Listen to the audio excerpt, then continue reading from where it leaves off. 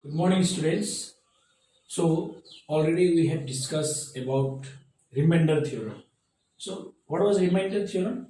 If we divide any polynomial with another polynomial, if the remainder comes out to be 0, so we call it as the remainder of that polynomial. Here today we will be talking about factor theorem.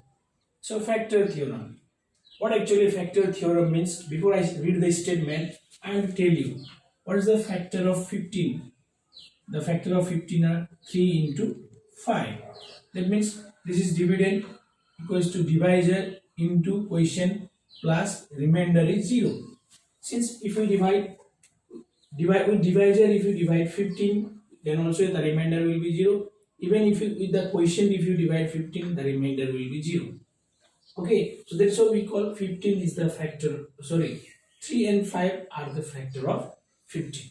So here, now I will read the statement. Let p of x be a polynomial of degree greater or equal to 1. P of x is a polynomial, okay, is a linear or quadratic, whatever may be, it is a polynomial, and a be a real number. This a be a real number such that p of a equal to 0.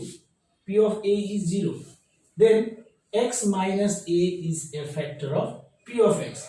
Now, this part I will read later on. I will explain you this first now. So, I will consider this proof. I will take the proof of this. Proof.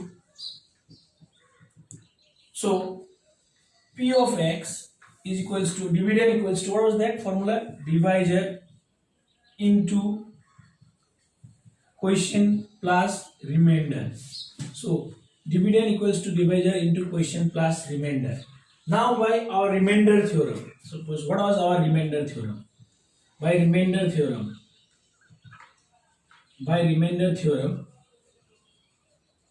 your p of a is what? Equals to 0.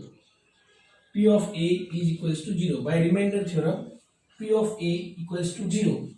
So if p of a equals to 0, our remainder will be what? 0. According to remainder theorem, our remainder should always be 0. So this is 0. Now, p of x is equals to x minus a into q of x plus 0. Our remainder will be 0. So p of x is equals to x minus a into q of x. So we got dividend equals to divisor into quotient. So our remainder is here, our remainder will be 0. Now, let us take p of x. This is an example I am giving. I have taken p of x as 15. Okay, that time what I thought. P of x is 15. If I divide 15 with 3, 3 into how much is 15? 3 5 are 15. 3 5 are 15. So when you divide 15 with 3 5 are 15, your remainder comes to be 0. That means 3 is the factor of 15. Or if I divide 15 by 5, 5 3s are 15, so again 0, so 5 is also the factor of 15. Factor means what? If it is divisible, suppose if any number is divisible by other number and the remainder comes out to be 0, then it will become the factor. Okay, for this statement I will write. Conversely, if x minus a is a factor of p of x, then p of a will be 0. Suppose if x minus a is the factor of p of x, like 3 is the factor of 15, what is the remainder? 0. So whenever you get a word factor, so is x minus a factor of p of a? So then if the remainder is 0, then only it will be the factor. Okay, now suppose if I tell you 7 divided by 3. Now, when you divide 7 by 3, 3 2s are 6. What is the remainder? 1. So, 3 is not the factor of 7. Okay, so here 3 is not the factor of 7. But in this example, 3 is the factor of 15 because the remainder is 0.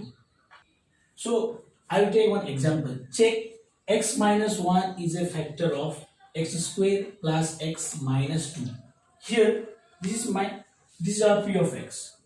P of x is x square plus x minus 2 and g of x is x minus 1. So this is your dividend, this is your divisor.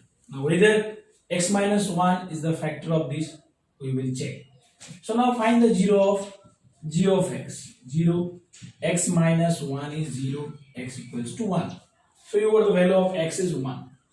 Now we will write here p of 1 equal to 1 square 1 minus 2.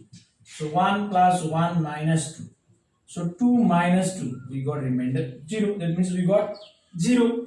So now that means g of x is the factor of p of x. So therefore g of x is the factor of p of x. If I could have not got remainder g, that means if I don't get, after using the value of 1, if I don't get 0 here, that time g of x will not be the factor of p of x. So this is the example.